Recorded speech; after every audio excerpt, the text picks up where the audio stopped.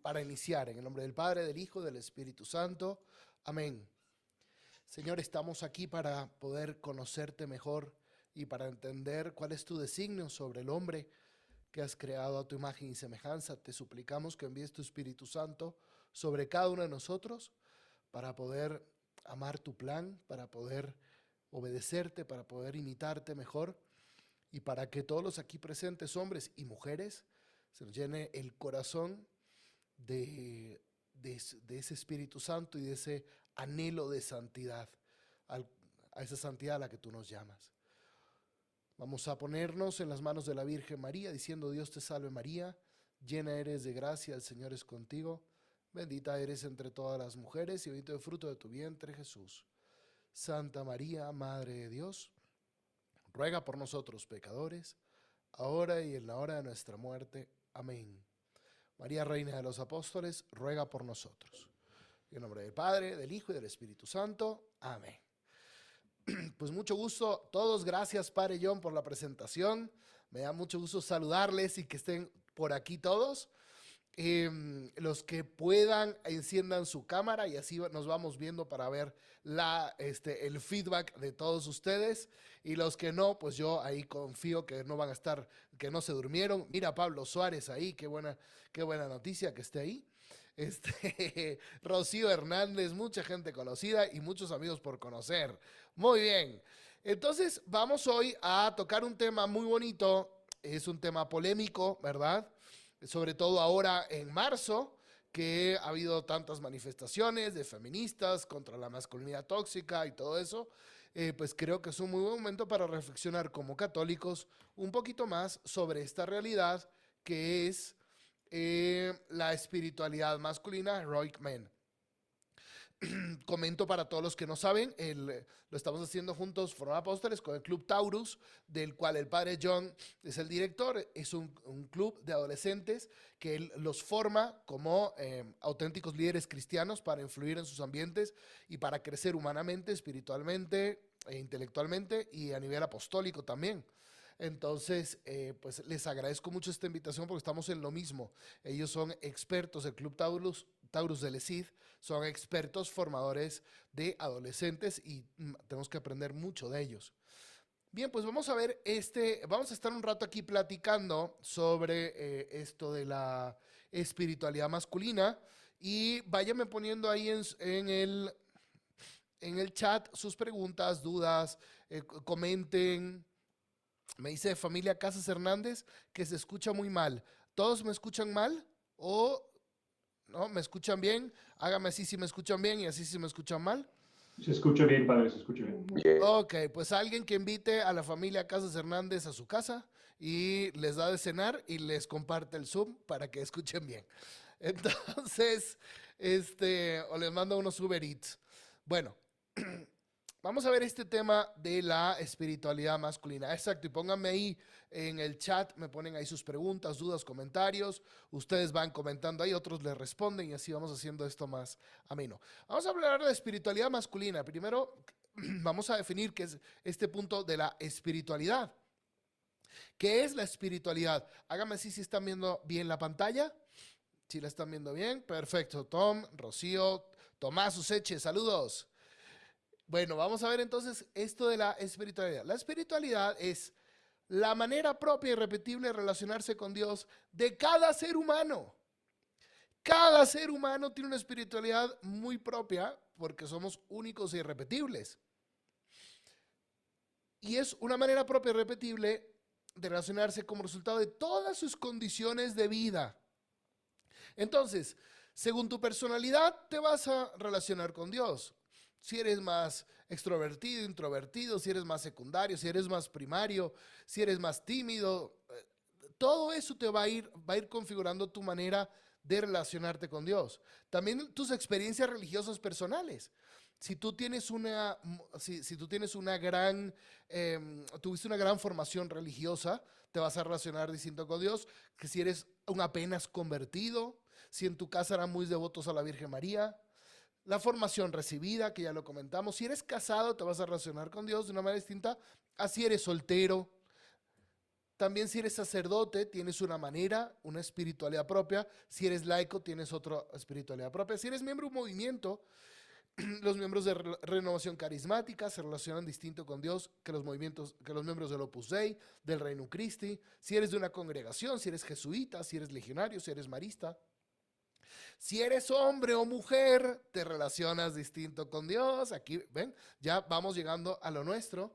Si eres de una iglesia, de las iglesias orientales o de la iglesia occidental, en las iglesias orientales, por ejemplo, todo lo que está pasando ahorita en Ucrania, en Rusia, ¿no? Toda esa zona que son muchas iglesias, por ejemplo, ortodoxas, se relacionan distinto con Dios que los que estamos de este lado del charco, y así, etcétera.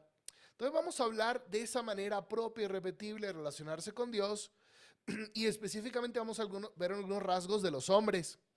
Y le voy a pedir a las mujeres que estén muy atentas porque esto les va a abrir muchas luces de cómo tratar a su esposo, a sus hijos, y al final les voy a dar 3 tareas, ¿ok? También a ustedes, mujeres, de qué pueden hacer para ayudar a los hombres a crecer en su espiritualidad. ¿Estamos de acuerdo? Muy bien. Para esto, a mí me gusta mucho la historia de uno de los reyes más grandes que ha existido en toda la historia de la humanidad. Y se trata nada más y nada menos que el rey David. Él vivió más o menos en el año 1040 antes de Cristo y murió en el 966. Es un gran rey. Podemos leer su vida en el primer libro de Samuel en la Biblia.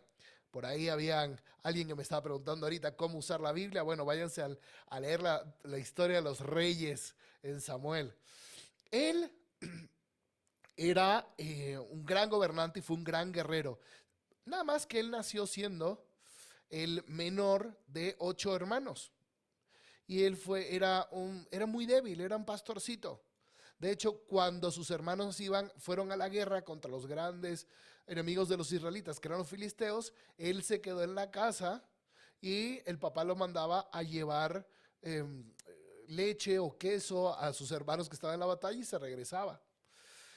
Yendo a la batalla se dio cuenta un día que estaba este gigante que se llamaba Goliat, y es una de las páginas más apasionantes de la Biblia, la historia de David y Goliat en 1 Samuel 17. Se los recomiendo que la leen, los discursos son durísimos. Mata a Goliat y entonces el pueblo lo proclama como gran guerrero, y al rey Saúl en ese momento le da celos. Y entonces este niño, pues que ya adolescente, empieza a crecer, empieza a hacerse famoso, muere Saúl y ya David empieza a ser rey. Además de gran guerrero, fue músico, fue el compositor de muchos de los salmos que leemos nosotros en misa, de poemas. También tenía su debilidad, ¿verdad? Porque la Biblia no es un libro de historias ejemplares, es un libro de historias reales.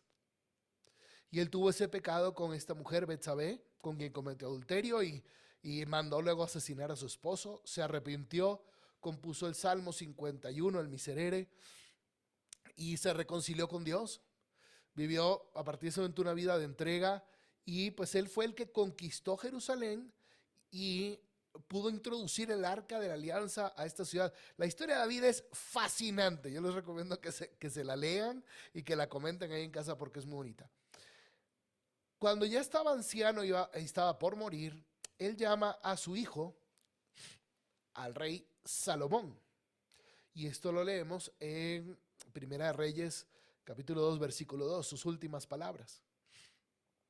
Y de unas palabras, pues era como su testamento. Recuerden que Salomón luego fue el rey más rico del mundo, el más sabio, el que pudo construir el templo, por fin, el templo de Salomón. Y fíjate qué interesante lo que le dice. Yo llego al término de todo lo perecedero. Tú sé fuerte y compórtate como un hombre.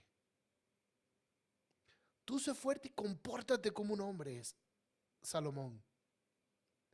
Y uno podría decir, pues ¿podría alguien no comportarse como un hombre? ¿Una mujer no comportarse como mujer? O, por así decirlo, traicionar su identidad masculina o femenina. ¿Qué es un hombre? ¿Okay? Un hombre, un hombre varón, no un ser humano, sino que es un varón. Y sobre todo, es interesante plantearnos en una palabra, ¿cómo define el mundo a un hombre que es exitoso? A ver, pónganme en el chat una palabra. Escríbame cada quien la palabra que sea que defina el mundo actual. ¿Cómo define un hombre exitoso? Millonario, muy bien. Libre. El mundo actual dice que el hombre exitoso tiene poder, muy bien. Fuerte, famoso.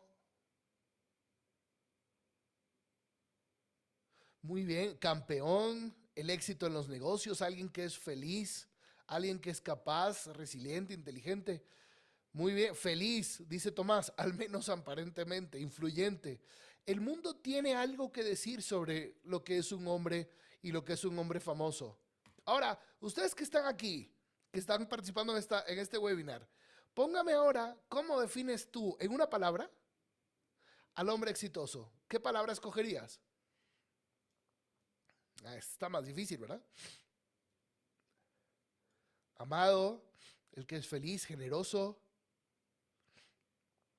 Compromiso, muy bien, íntegro, dice Abraham Morales. Feliz, el que es feliz con su vida. Claro, hay algo intrínseco entre el éxito y la felicidad, van juntos. El hombre feliz es exitoso y el exitoso es el que es feliz.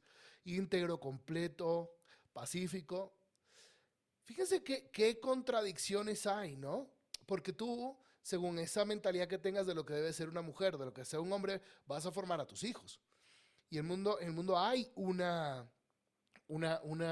toda una definición de hombre exitoso y el mundo está buscando formar a los hombres de esa manera. Incluso estamos viendo hoy que el ser un varón occidental y católico, pues está bajo fuego, ¿no?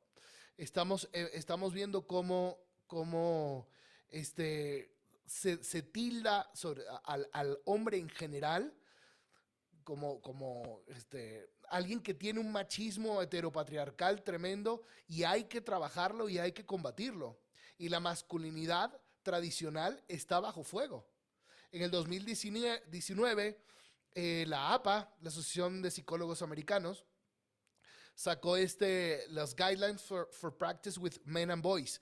Por primera vez sacaron unos guidelines para que los psicólogos trabajen con hombres y con niños. Ya habían sacado algunos años antes un manual similar para trabajar con mujeres.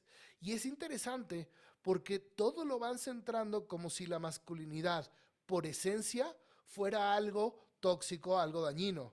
Decían ellos, a ver, la masculinidad tradicional, marcada por el estoicismo, la competitividad, el dominio y la agresión, es en general dañina. Oye, me dice, pero de verdad, la competitividad siempre es algo malo, es dañino. El estoicismo, esa filosofía que habla de no preocuparte por lo que no puedas cambiar, vivir según la razón, no según tus apetitos, buscar una vida virtuosa, ¿siempre está mal? Este señor, John Stoltenberg, escribió un libro que se publicó en 1993, que se llama así, The End of Manhood.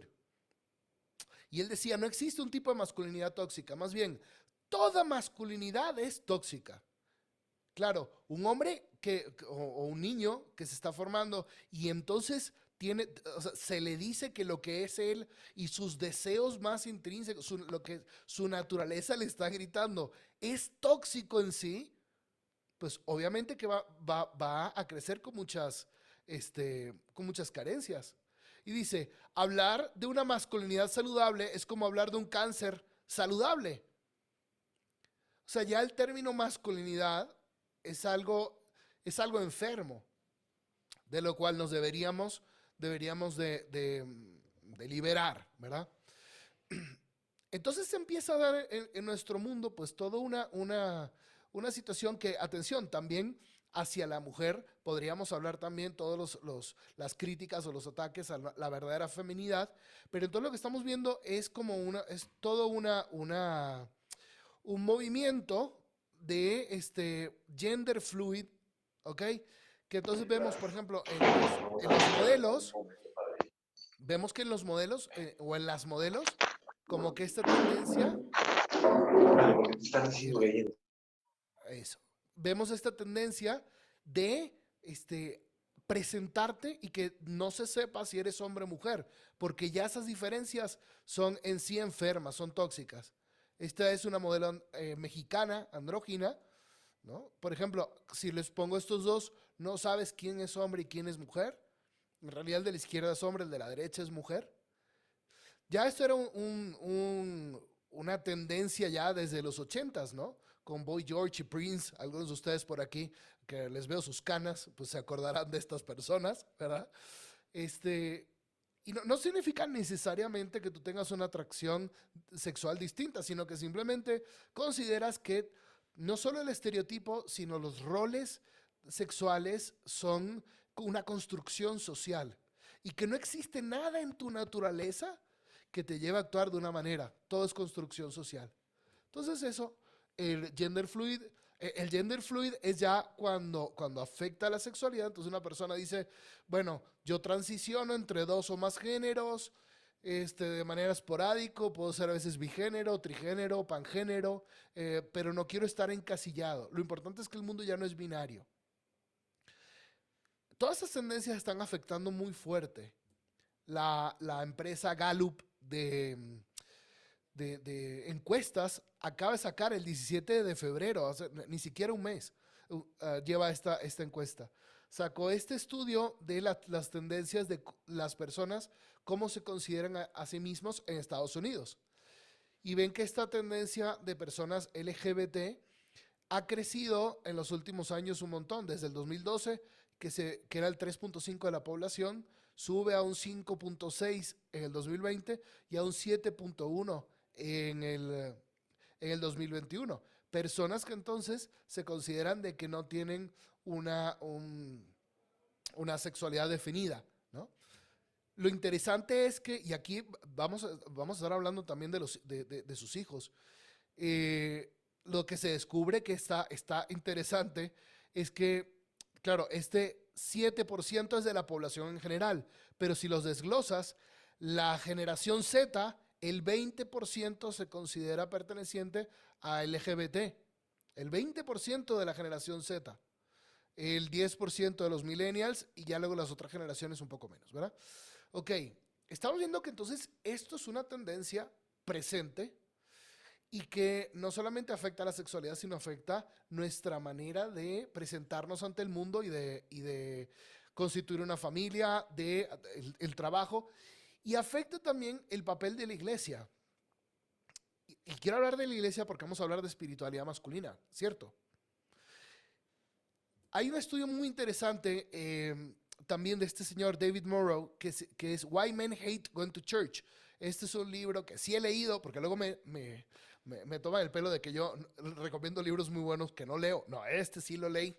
Este libro me lo he leído como 4 veces. Está muy interesante. Este señor hizo un estudio de muchísimas denominaciones cristianas en Estados Unidos y se dio cuenta, o sea, y él dice, qué interesante que el cristianismo es la única religión monoteísta de las grandes que no logra comprometer a los hombres. Porque habla del judaísmo, el islamismo, los musulmanes, y dice, y los cristianos no lo estamos logrando. De hecho, el porcentaje de asistencia a la iglesia el domingo, en el estudio que le estaba haciendo, era de 61% mujeres y 39% hombres. La diferencia en esos porcentajes es de 13 millones menos. Hay 13 millones menos hombres que van a la iglesia en Estados Unidos que mujeres.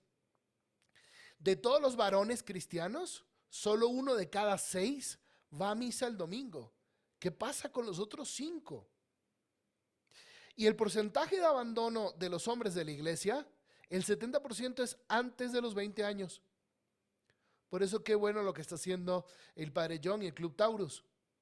Porque antes de los 20 años es cuando la persona elige, pues, en qué situación, en qué religión quiere practicar. No niego que después Dios sigue regalando sus gracias. Pero las deserciones son a muy temprana edad. ¿Qué está pasando? ¿Qué está pasando con nosotros los hombres que nos dormimos en misa, pero preferimos estar en el templo del deporte, ¿no? Y en el templo de los negocios. en el templo donde hay competencia. ¿Qué nos está pasando? Y este señor David Murrow hace una analogía que a mí me gusta mucho, y es la analogía del termostato. Y yo me identifico mucho con él porque yo soy de Venezuela, pero mis papás ahora viven en Florida, en Estados Unidos, por todo el problema político que hay allá. Entonces es un lugar de muchísimo calor, muchísimo calor. Entonces cuando llego a la casa, siempre el termostato, pues parece que no existiera un aire en esa casa. O sea, uno suda y suda. Entonces llego yo y lo pongo más frío. Claro, aquí en la Ciudad de México tenemos un clima súper agradable, ¿verdad? No sé a cuánto estaremos ahora, 15 grados, 20 grados, no sé, está muy, muy agradable. Y allá se pasan los calores. Entonces llego yo y lo pongo así el frío.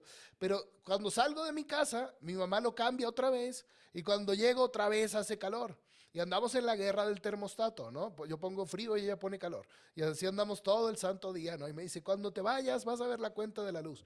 Bueno, no me alimentan todo el año, pues al menos que me den mi porcentaje en aire acondicionado. Bueno, y eso es un poco lo que ha pasado, dice David Murrow.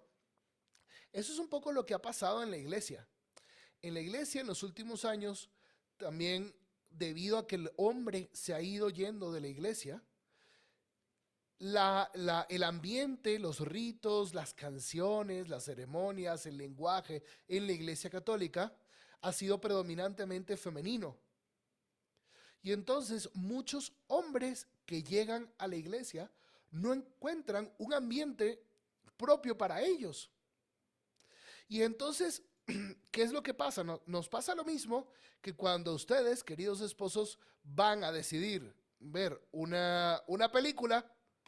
Entonces dicen, bueno, mi amor, ¿qué película vemos? Entonces, bueno, pues yo quiero ver balazos, ¿no? Pues yo quiero ver una romántica más bonita, ¿no?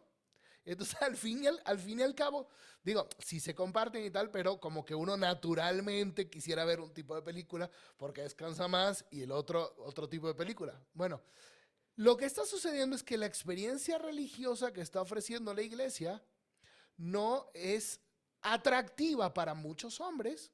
No para todos. Aquí no podemos generalizar nunca en esta charla, ¿ok? Todos los hombres son así, es equivocado. Todas las mujeres son así, es equivocado, ¿ok?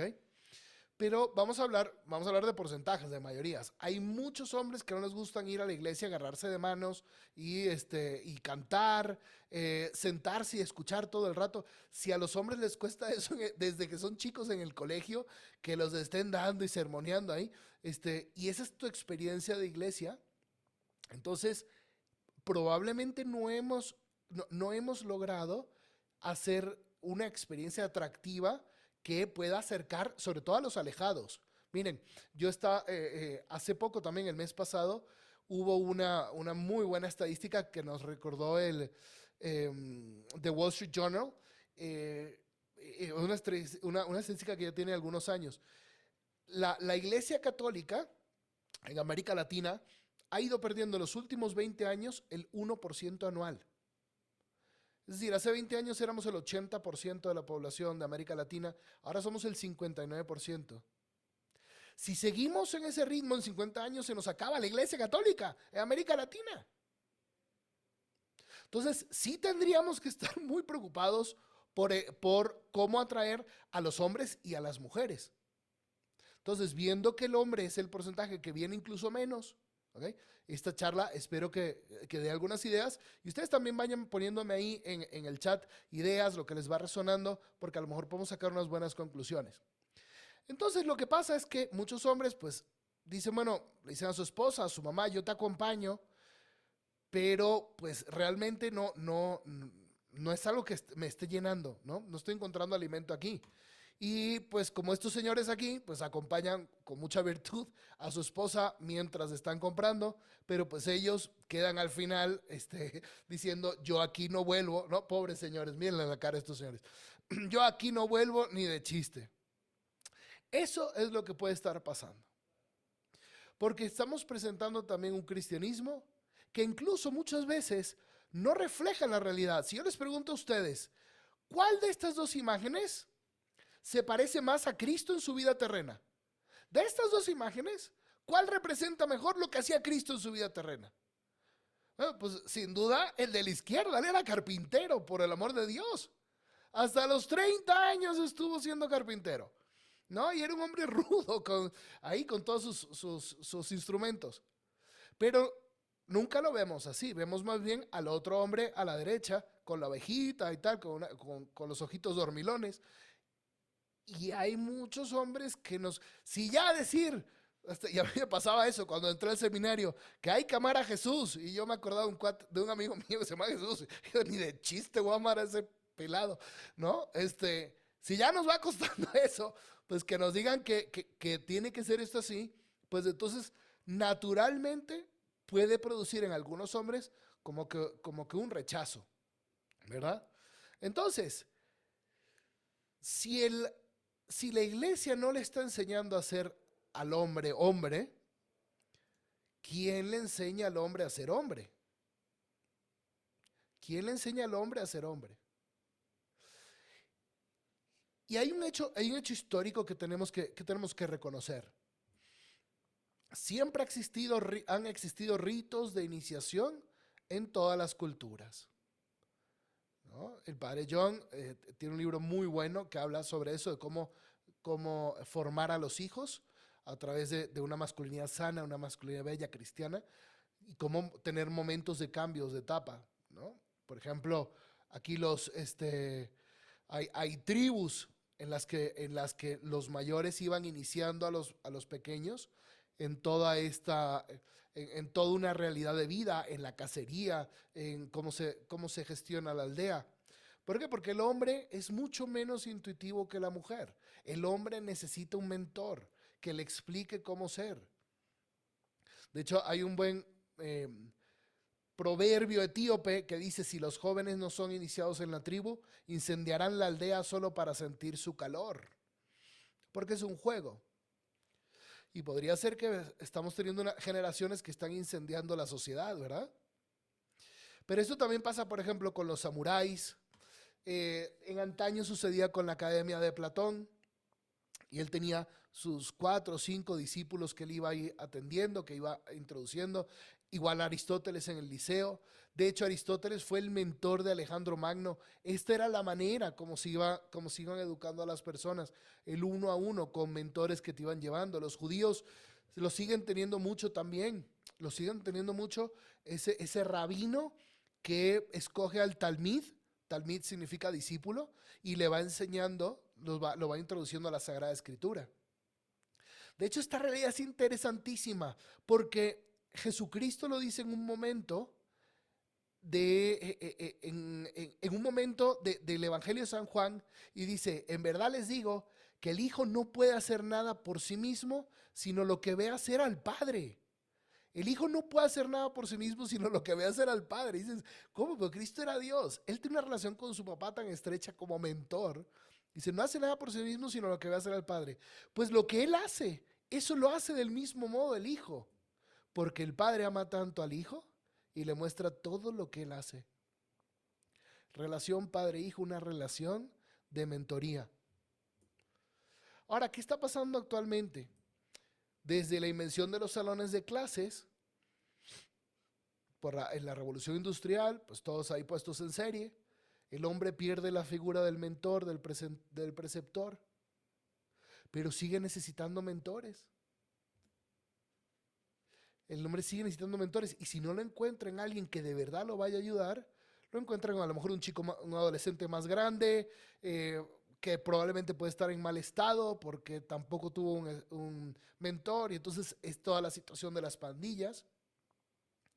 Y entonces, ¿quién es el mentor hoy? ¿El papá? Estamos viendo una época de una crisis de paternidad tremenda. Cada vez sube más el porcentaje de niños viviendo solamente con la mamá. En Milenio salió esta noticia en el 2017, que el padre está ausente en 4 de cada 10 hogares mexicanos. En 4 de cada 10. Y dice, a su vez, en una encuesta de trabajando.com, indica que el 53% de los mexicanos considera que su padre estuvo ausente en su niñez por motivos laborales. Estuvo ausente en la niñez. Entonces, ¿quién le está enseñando al hombre a ser hombre? Es que a lo que estamos viendo es que más que masculinidad tóxica, lo que hay es una ausencia de masculinidad. Con la caída tremenda de matrimonios y la alza de divorcios, pues obviamente que no se está teniendo esa figura. Y en los colegios no se tiene. Estaba leyendo una estadística que decía que el porcentaje de maestros en las escuelas mexicanas, aquí el país donde vivo yo, el 62% son mujeres y el 38% hombres. Entonces no lo tienes. No tienes esa presencia que te ayuda a entender cómo ser hombre. Hay también un estudio bastante interesante, y permítame que me alargue un poquito más en esto, porque necesitamos entender que sí es una crisis fuerte la que estamos viviendo, para el niño varón y para la niña mujer, para dos, el no tener papás. El 90% de los vagabundos no tuvieron papá. El 80% de los violadores no tuvieron papá, hombre. El 71% de las mujeres, de las adolescentes embarazadas no tuvieron papá. El 63% de los niños que se suicidan no tuvieron papá. Adolescentes que abandonan la escuela es el 71% que no tuvo papá. Adolescentes en clínicas de adicciones el 75%, adolescentes en las cárceles el 85%, niños sin papá son 4 veces más propensos a vivir en pobreza. Entonces, si no hay papás, si no hay mentores y si la iglesia no está apoyando, queridos amigos apóstoles católicos que están aquí presentes, ¿quién le enseña al hombre a ser hombre? ¿Quién está escribiendo los guiones de las series que ven los chavos hoy? ¿Quién está escribiendo la letra de las canciones que van escuchando? ¿Quién la está escribiendo? Entonces, claro, podemos entender por qué hay tantas mentiras culturales que se creen de que el más hombre es el que no tiene un compromiso estable con una mujer. El más hombre es el que se aprovecha de las mujeres. El más hombre es el que ve pornografía. El más hombre es el que se emborracha. El más hombre es el que con sus amigos habla mal despectivamente de una mujer. El más hombre es el que no quiere, el que tiene, procrea hijos, pero luego no se hace cargo de ellos. Entonces, el problema no es la masculinidad tóxica, el problema es la falta de masculinidad. El problema es la falta de masculinidad. Bueno, ¿cuál es entonces una propuesta? Una propuesta que quiero hacer. Hay un estudio bastante interesante de este señor profesor David Gilmour de 1990, que él estudió muchas culturas, muchísimas culturas, que nunca habían tenido contacto entre sí, y encontró 3 constantes en los hombres, ¿ok? Que ahorita los vamos a ver. Pero fíjate qué interesante lo que dice. Voy a leer unas palabras. Él decía, cuando empecé la investigación para este libro, esperaba redescubrir el antiguo concepto de que la feminidad convencional es pasiva y consiste en criar niños, y que la masculinidad es egoísta e insensible. Pero no hay nada parecido. Uno de mis descubrimientos es que las ideologías de la virilidad siempre incluyen un criterio de generosidad abnegada, dispuesta a llegar hasta el sacrificio. Y esto lo encontró él en varias tribus, en poblaciones lejanísimas unas de otras. Una y otra vez hemos visto que el hombre de verdad es aquel que da más que toma, que sirve a los demás. Si nosotros podemos enfocar una posible respuesta, una educación de la masculinidad a esta generosidad abnegada, al sacrificio por el otro, al servir a los demás, probablemente podríamos entonces ir entendiendo también cómo como iglesia podemos involucrar más a los hombres, a los varones, dándoles un campo y un espacio. ¿Y de qué manera hace este servicio a los demás? Hay 3 dimensiones naturales muy fundamentales del hombre que, atención, no quieren decir que las mujeres no tengan estas dimensiones y estas capacidades, y no quiere decir que muchas mujeres puedan hacerlo incluso mejor que los hombres. Lo que voy a explicar simplemente es que estos 3 rasgos son parte de la naturaleza masculina y que tú como hombre no te tienes que sentir avergonzado de tener un deseo a esto, y que cuando nosotros reprimimos estos deseos o no los sabemos encauzar, ahí es cuando encontramos el machismo y encontramos varios de los problemas. Lo más valioso para un hombre es su familia. Es lo más precioso. Entonces uno se puede preguntar, ¿el hombre naturalmente a qué tiende para servir a su familia? Naturalmente el hombre busca cómo proveer a su esposa y a sus hijos con lo que necesiten, sobre todo en el momento que son más vulnerables, protegerlos en los momentos en que estén más en peligro y guiarlos hacia esos lugares donde pueda facilitarles la vida y proveerles mejor y protegerlos más. Repito, no son elementos propios del hombre que la mujer nunca tiene, no. De hecho, hemos visto ahorita en Ucrania, pues unos ejemplos tremendos de mujeres que están dando la vida por el país. Yo estoy impresionado como esta mujer Ursula von der Leyen, que es presidenta de la Comisión Europea, está afrontando esta situación. Entonces, no quiere decir que no se pueda. Lo único que quiero decir es que esto lo experimenta el hombre con una fuerza particular. Y esto es algo muy bonito porque entonces los hace al hombre y a la mujer que no sean rivales, sino que sean equipo. Que sean equipo. Ahora, ¿qué es lo que sucede cuando el hombre no sabe cómo proveer, no sabe cómo proteger, no sabe cómo guiar? E incluso cuando el hombre quiere arrebatarse ese honor, entonces ahí es cuando tenemos los problemas de la sociedad de desigualdad, de machismo y todo lo que, con mucha razón, muchas feministas reclaman, ¿ok? Que se da en el momento en que el hombre quiere arrebatarse esto por la fuerza. Hombres, necesitamos ganarnos el honor de poder servir a nuestra esposa, a nuestros hijos. Incluso yo le daría más, nosotros como sacerdotes tenemos que estar a la altura de la iglesia esposa de Cristo y ganarnos el honor con nuestra santidad de servir a todos los bautizados, los hijos de la iglesia. Esto es algo básico del hombre. Y como la fe, veo que antes al inicio me estaban escribiendo mucho, ya no escriben. No sé si es que ya no, dijeron, este padre está medio loco, o están diciendo todos, este padre tiene mucha razón. Ahí váyame poniendo si sí o si no, para saber por dónde vamos. Porque ahorita les voy a dar una propuesta bellísima que al menos a mí como varón, como hombre, me ha dado mucho sentido en mi vida. Si entendemos entonces que están estas tres tendencias naturales del hombre, el protector, proveedor y guía, hay dos visiones contrapuestas que ya les mostré. La visión del mundo contra la visión bíblica, la visión de Dios, del hombre. Hay una visión pagana y hay una visión divina de Dios. ¿Cuál es la visión pagana? La visión pagana es cuando el protector no está buscando cómo servir a su esposa y a sus hijos, a la sociedad. El protector más bien se convierte en un mujeriego.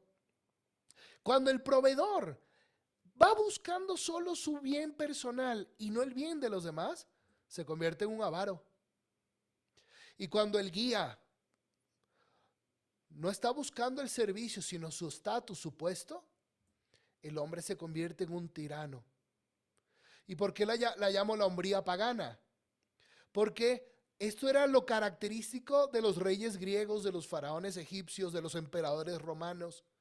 Era una masculinidad centrados en ellos mismos, de pisotear al otro, de buscar su bien personal, de no comprometerse, de rebajar a la mujer y de esclavizar o de oprimir a los pobres. Eso se da cuando estas tendencias naturales del hombre no son bien guiadas y no son bien encausadas. Y claro, esta visión pagana se da mucho también por todo lo que estamos viendo, la ideología de género. No hay diferencia entre mujer, solo hay roles, ¿no? Por la pornografía, ¿no? La actriz pornográfica es la mejor mujer porque no es fecunda, no es exclusiva, no es indisoluble el matrimonio, la relación con ella. Es usada, no es protegida por el hombre. ¿Ven? Todo eso va haciendo mella en el corazón y la mente de los chiquillos. Todo eso va haciendo mella. Entonces, Porque yo veo a políticos prepotentes, a políticos corruptos, a empresarios multimillonarios que no les importa el bien común de la sociedad. Porque estamos con una mentalidad de una hombría pagana. ¿Existirá una hombría bíblica? ¿Existirá o no existirá? Pues queridos amigos, quiero mostrarles un pasaje que es el resumen de cómo, o más bien es la manera como Cristo se define a sí mismo. Y los que fueron a misa hoy, 16 de marzo del 2022, escucharon esto en el Evangelio. De verdad, estas son las diosidencias, ¿cierto? En el Evangelio escuchamos hoy la definición que Cristo da de sí mismo. El Hijo del Hombre no ha venido a ser servido, sino a servir. ¿Ven cómo está ahí el servicio? Y a dar su vida como rescate por muchos. Yo tengo todo un retiro de fin de semana sobre este pasaje. Cada una de sus partes. Pero hoy simplemente me voy a centrar en uno. No ha venido a ser servido, sino a servir. Qué belleza que Dios encarnado dice, lo que a mí me define es mi servicio a la humanidad y por eso quiero morir crucificado por ti, porque te amo y quiero que vayas al cielo. Cristo une en sí 3 oficios que realizaban los hombres en la Biblia, en el Antiguo Testamento. En el Antiguo Testamento habían algunos hombres elegidos por Dios para ser sacerdotes, sobre todo de la tribu de Leví. Los descendientes de Aarón eran los sumos sacerdotes. Los profetas eran aquellos que hablaban en nombre de Dios, eran sus emisarios. Y muchos hombres eran elegidos profetas, eran escogidos por Dios con vocación de profeta. Y los reyes de Israel, que empezaron, como acabamos de leer, con Saúl, y luego el rey David, luego el rey Salomón, y luego la división del reino. Y estos 3 oficios, sobre todo el sacerdote y el rey, cuando iban a comenzar su oficio, se les echaba aceite en la cabeza para ser ungidos. Así el profeta Samuel era como ungió al rey David como rey de Israel. Ahora, esto de ser ungido con aceite, en griego se dice Cristo, en hebreo se dice Mesías. Cristo era el que había sido ungido para realizar estos 3 oficios de manera permanente. Ahora, mira qué bonito, en el bautismo, todos los que estamos aquí, hombres y mujeres, hemos sido consagrados sacerdotes, profetas y reyes. Ya no hay distinción. Entonces, mira cómo esto nos va a completar el cuadro. Y ahora voy a terminar para darles algún tiempo de preguntas, ¿verdad? O si alguien quiere comentar algo, quiere comentar algo, pues podemos hacerlo. Estas tendencias básicas de un hombre encuentran toda su razón de ser, la de protector, en su dimensión de ser rey, no para sí mismo, sino para servir. En el proveedor de ser sacerdote, ser sobre todo un dispensador de bendiciones para su familia y sus hijos.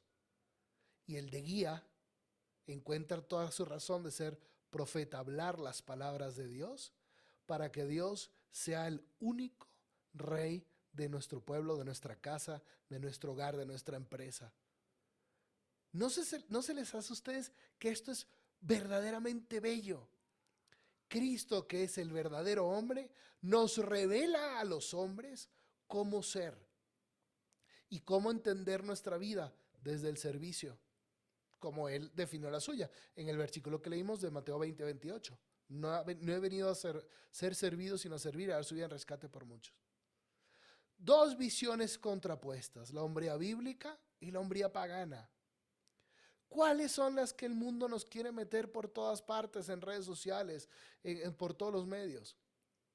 ¿Cuál es la que la iglesia debe proponer con valentía y con muchísimo vigor. ¿Cuál es aquella visión que los varones tenemos que compartirle a otros hombres como mentores? Qué bonito, ¿verdad?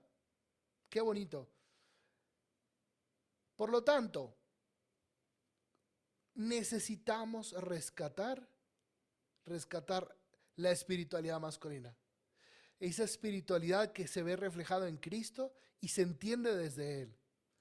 Imagínense qué pasaría, y yo cuando trabajo con los chicos, con los jóvenes, con los que trabajo en la universidad, siempre les hablo de este pasaje, de Efesios 5:25. Esposos, amen a sus esposas como Cristo amó a la iglesia y dio su vida por ella para santificarla.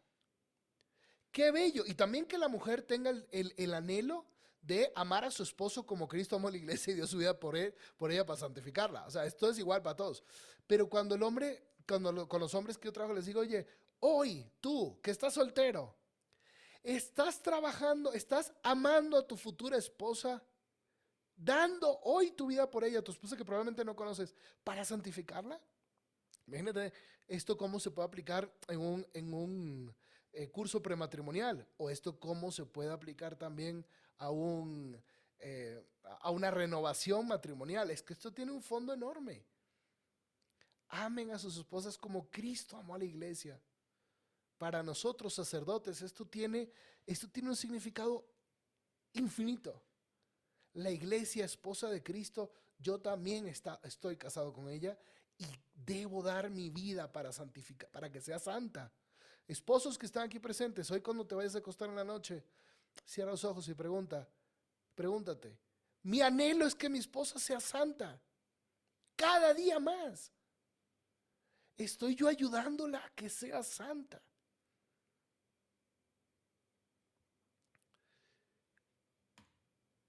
Cristo vino para proclamar, reparar y proteger la imagen del hombre verdadero en el mundo, para proclamarla como profeta, repararla como sacerdote y protegerla como rey. Esa es también tu misión, hombre. Es también tu misión. Y estamos hoy en esta crisis de paternidad a la cual ya me he referido, y es por tanto una misión urgente. Pues, mujeres, les dejo 3 tareas, apunten. Okay, aquí veo que están bien conectadas algunas diciendo, caray, tres tareas para las mujeres aquí presentes. Bueno, este libro es muy bueno, es también del autor del otro que les mencioné antes, de Why Men Hate Going to Church, How Women Help Men Find God, es también muy bueno. El que lo quiera leer, se lo recomiendo. 1. Ayuda a que tu esposo, novio o hijos consigan amigos hombres que sean sus mentores. ¿Sí? Para eso los grupos juveniles son muy buenos. Por eso tenemos que apoyar los grupos juveniles como el Club Taurus, que es el anfitrión de esta charla. Para eso hay que apoyarlos, para que hayan jóvenes más grandes que sean mentores de los más chicos. Hombres casados que sean mentores de los solteros. Hombres ya más maduros que sean mentores de hombres más jóvenes. Segundo, permítele a tu esposo, novio o hijo servirte con caballerosidad. Permíteselo. A veces nosotros nos vamos, es que todos somos iguales. Pero es que no es cuestión de ser igual o no ser igual. Es cuestión de déjalo que te quiera. Déjalo que te quiera, porque eso es un deseo interior que es bueno, es noble, es bello. Permítelo que te sirva, para que encontremos nuestro sentido de la vida en la entrega sacrificada por la esposa y por los hijos, ¿no? Y último, intercede. Mujeres, crean en el poder infinito de la mujer orante. Crean el poder infinito de la mujer orante. Sean motores de intercesión en sus casas. Y por todos los hombres de la sociedad y por los sacerdotes, por favor. Sí, oren por nosotros para ser buenos hombres, realmente hombres. ¿No? La iglesia sufrió mucho por tantos sacerdotes que no han estado a la altura de su compromiso de estos últimos años. Bueno, les pedimos sus oraciones. Y ora todos los días por tu esposo. Hagan oración de intercesión. Y a los hombres les dejo 3 tareas. Primero, estudia lo que es la verdadera masculinidad en el Evangelio. Y si no sabes por cuál comenzar, empiezas por San Marcos.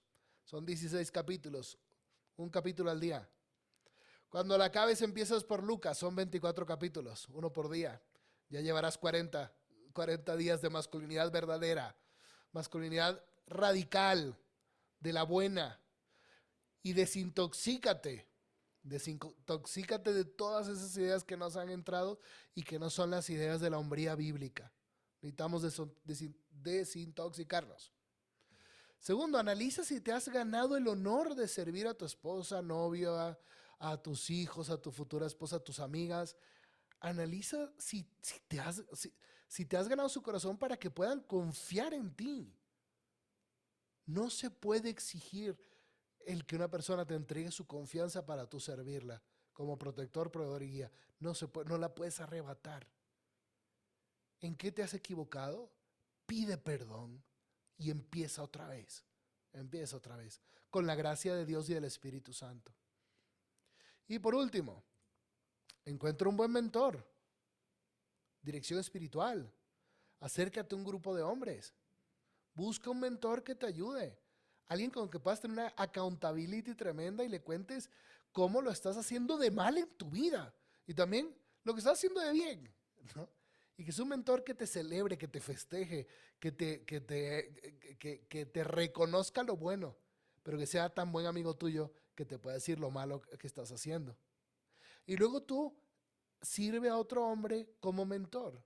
Está en nuestro corazón el querer ayudar a otro hombre, proveerlo, protegerlo y guiarlo. Y eso es una de las experiencias más bellas que podemos tener como hombres. Todos los que están aquí que tienen hijos, pues ya tienen ahí un campo hermosísimo. Los hijos, nunca dejaremos de ser hijos de nuestros papás, sea la edad que tengamos. Entonces, ahí tienen ustedes, papás, un campo bellísimo, un campo enorme.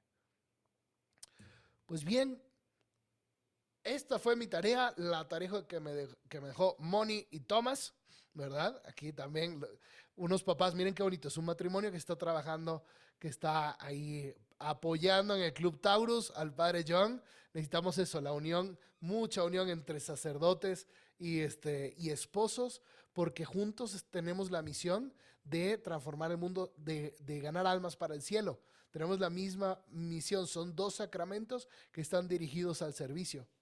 Pues bueno, aquí está, esto fue lo que yo les quería decir aquí. Leo que nos ponen, puede ser que la indiferencia hacia la vida activa en la iglesia sea respuesta a la necesidad de parecer más fuerte y útil.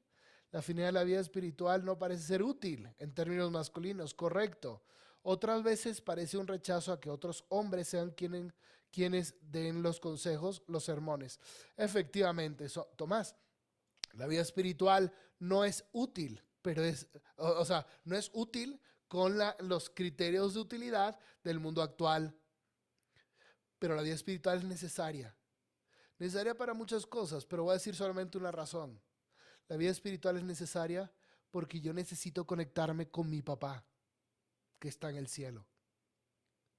Y así como Jesucristo dice que el Hijo no hace nada sin ver al Padre, muchas veces los hombres cristianos católicos estamos perdidos porque no tenemos una relación con Dios Padre y no sabemos qué hacer. Si Dios nos concede el regalo de poder penetrar los misterios de su corazón, como hombres, entenderemos muchas más cosas que ahora nuestra intuición no nos da para ellos. Lu Prado dice que ese es el sentido de la vida cristiana del hombre, perfecto. Y Pablo dice que su esposa Ana se está haciendo santa. Sí, efectivamente, por la cruz que está llevando en ti, Pablo, te felicito. Tú sigue así, Ana la santa. Pues bueno, eso era todo. No sé si alguien quiera levantar la mano y hacer una pregunta. Todavía estamos a tiempo. ¿Dónde estamos? ¿Dónde estamos? Exacto. ¿Alguien que quiera comentar qué le resonó en su corazón de lo que dijimos? Están todos muy callados, pues. Yo puedo decir, Pablo, cuéntanos. no cabe duda, padre, que sí, efectivamente hay una gran crisis. Pienso que nosotros como hombres tenemos que levantar la mano y hacer lo propio porque, como dicen, el metal se afila con metal. Y tú has dado unos ejemplos muy claros. Me parece que yo en mi vida personal decía, bueno, mis 3 hermanas divorciadas, mis sobrinos padeciendo esa falta de esa masculinidad y sin duda alguna, pues sí estamos viviendo un tema así complejo. Entonces, muy interesante tu presentación y padrísimo lo que están haciendo. Felicidades. Buenísimo, Pablo. Sí estamos viviendo una momentos tremendos, ¿no? De una crisis familiar, una crisis de matrimonios, una crisis de paternidad, este, y hay tantas cosas que vienen o sea, de injusticias sociales que realmente se viven, que están encontrando una explosión a través de maneras no adecuadas, de tanta violencia. ¿Por qué? Porque no hemos sabido instaurar el reino de Cristo en la sociedad. Entonces, no hay justicia, no hay paz, hay desigualdades. Entonces, salimos a quemar ciudades y a quemar monumentos a protestar, pero eso no está resolviendo nada. Lo que tenemos que resolver, el mundo va a transformarse, empezando por ti y por mí, en la sala de tu casa. Dice Lidia Cárdenas que resuena en mí que como mujer también me toca apoyar para que mis figuras masculinas encuentren su verdadera masculinidad. Muy bien, Lidia, pues ya te dejé ahí 3 tareas. Espero que las puedas llevar a cabo. Claudia dice que hoy en día es difícil con tantos divorcios y las madres solas. Educando a los hijos es difícil que ellos vean una figura masculina de esta forma. Muy correcto, Claudia. Por eso, uno de los mayores regalos que puede tener un hombre es un grupo en la iglesia, bueno, un grupo de adolescentes, un grupo de jóvenes, y hay muchos grupos, hay grupos mixtos, no mixtos. Ojalá que pueda encontrar un grupo de puros hombres donde encuentre mentores y donde él pueda también ser luego mentor de otros y que vayan purificando en sus conversaciones toda la visión del mundo. Claro que sí. Sí, vamos a subir la plática completa al YouTube de Formar Apóstoles y no perder el enfoque en los valores auténticos que inculcar en los niños, dice Jorge.